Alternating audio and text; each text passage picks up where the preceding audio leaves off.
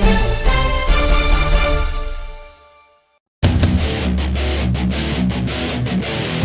Rakyat takut jika Prabowo jadi presiden. Oleh Ahmad Hosinuddin, sastrawan politik.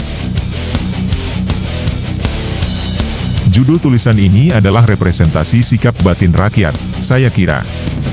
Karena saat melihat debat pertama Pilpres Selasa malam kemarin, tidak ada yang dapat ditangkap dari substansi komunikasi seorang Prabowo, selain kengerian. Ya, sejalan dengan kritik Anies. Prabowo tidak tahan menjadi oposan. Prabowo harus berkuasa demi bisnis.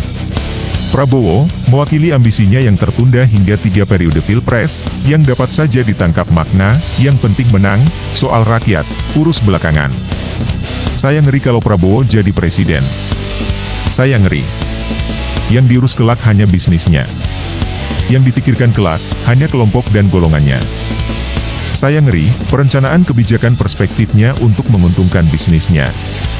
IKN dilanjutkan agar bisnisnya dan adiknya moncer.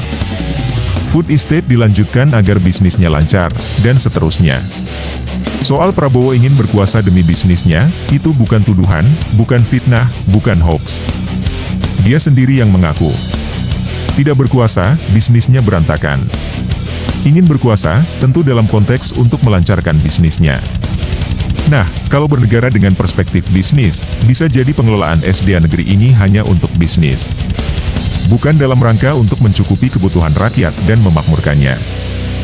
Prabowo, saya tidak memiliki ekspektasi sedikitpun untuk menitipkan masa depan negeri ini kepada dia.